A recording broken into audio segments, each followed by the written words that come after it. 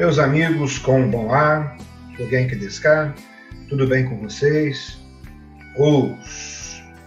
Nos últimos estudos, nós estamos falando ainda dentro da área da lógica maior sobre os diferentes métodos, estamos ainda na área de experimentação, falamos um pouco nas últimas aulas sobre o John Stuart Mill, sobre a liberdade e seus limites, princípio do dano, o dano autorreferente, os pilares da liberdade individual, o paradoxo da escravidão, sobre o voto plural. Então, nós falamos inicialmente das tábuas de Bacon, depois falamos do método de coincidência isolada, dos métodos de Mill, de concordância, diferença, de junção, dos resíduos, né? Das variações concomitantes, análise, fizemos uma análise, e falamos sobre o valor do método de coincidência isolada. E hoje vamos falar um pouquinho novamente sobre indução. Um nível um pouquinho mais profundo, claro, então, atenção.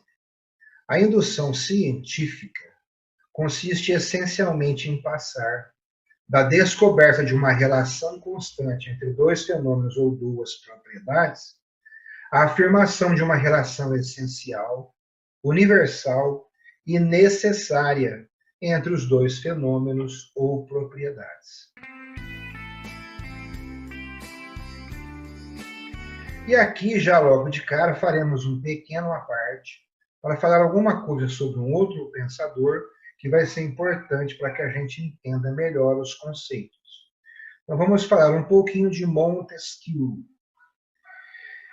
Ele foi um político, filósofo, escritor francês e ficou famoso pela sua teoria da separação dos poderes, atualmente consagrada em muitas das modernas constituições internacionais, inclusive a nossa Constituição brasileira.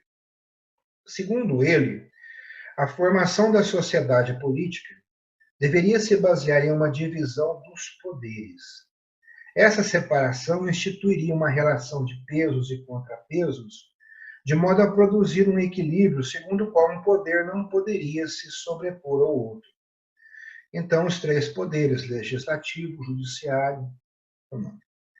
E qual a relação entre lei e liberdade para Montesquieu? Ele defende a liberdade individual para que todos possam fazer o que quiser e não ser obrigado a fazer nada contra sua vontade. E a lei deve ter a função de garantir esta liberdade. Qual a verdadeira lei da humanidade para Montesquieu?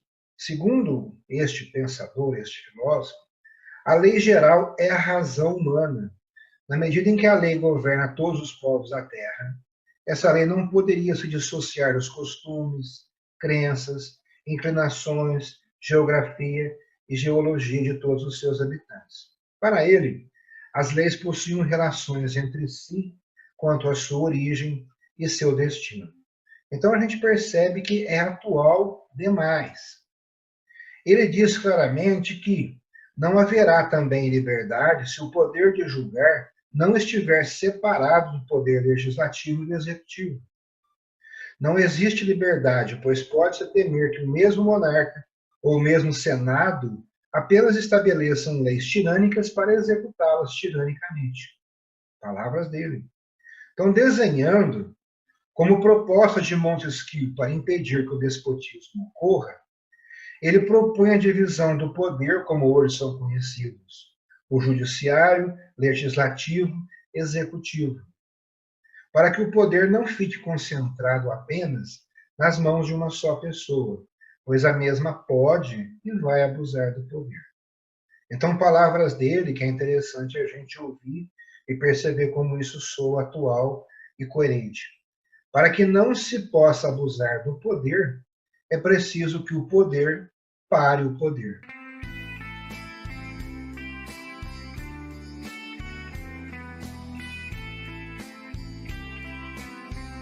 Então, resumindo, o conceito de liberdade em Montesquieu está conectado a um dever normativo.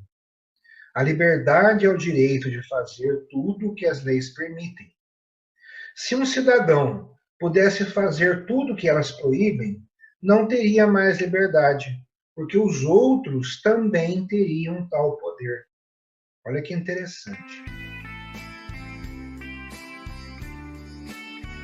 Aqui então, fim à parte, voltamos ao ritmo normal de nossa aula de hoje, falando sobre as leis científicas. As leis científicas que o raciocínio indutivo alcança são, segundo a forma de Montesquieu, as relações constantes e necessárias que derivam da natureza das coisas. E as leis exprimem relações de existência ou de coexistência. Por exemplo, a água é um corpo incolor, inodoro, tendo tal densidade, suscetível de assumir os estados líquidos, sólido, gasoso, etc. Tem também relações de causalidade ou de sucessão. A água ferve a 100 graus, o calor dilata os metais, etc. E relações de finalidade. Por exemplo, o fígado tem como função regular a quantidade de açúcar no sangue. As teorias científicas. Dá-se o nome de teorias a hipóteses que têm por fim unificar um grande número de leis sob uma lei bastante geral. Então, nós temos aí a teoria ondulatória, segundo a qual a luz se propaga por ondas, a teoria eletrônica, segundo a qual o átomo é composto de elétrons, a teoria evolucionista, segundo a qual as formas vivas derivariam por diferenciações progressivas de formas menos numerosas e mais simples. E qual que é o valor das teorias científicas? Seu valor depende da medida em que permite unificar o saber positivo de maneira racional e provocar novas descobertas. Hoje, existem muitas pesquisas sendo feitas na área de atividade física, especificamente sobre o karatê, e eu tenho acompanhado isso aí, então é muito interessante perceber esses detalhes, porque vai facilitar a compreensão. Vamos falar um pouco sobre o fundamento da indução. A ciência estende a todos os casos do mesmo gênero o que foi verificado de um ou vários casos singulares.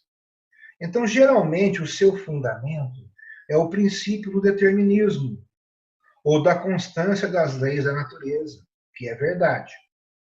Mas, do ponto de vista científico, o princípio não é mais que um postulado.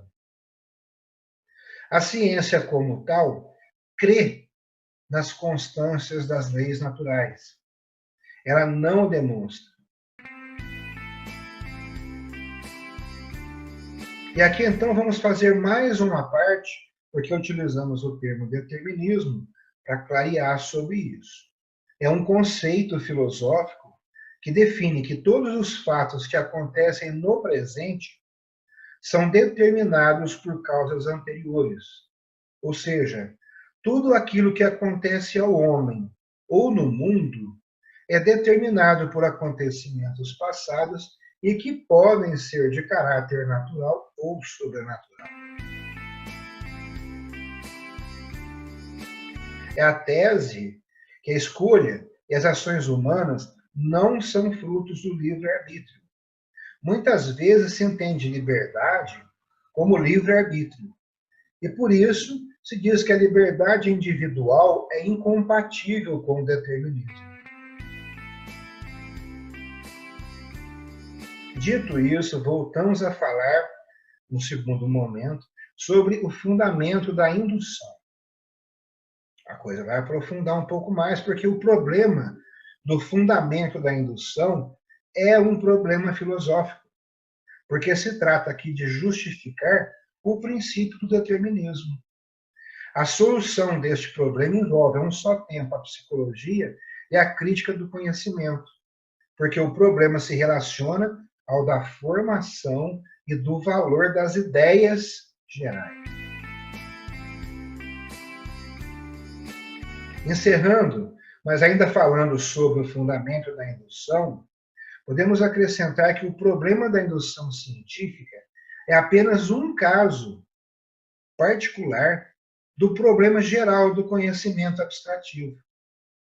Pois a lei científica não é mais do que um fato geral abstraído da experiência sensível. A inteligência tem o poder de apreender pela abstração o universal no singular e o necessário no contingente, e ainda garantir o valor e justificar a função abstrativa do espírito.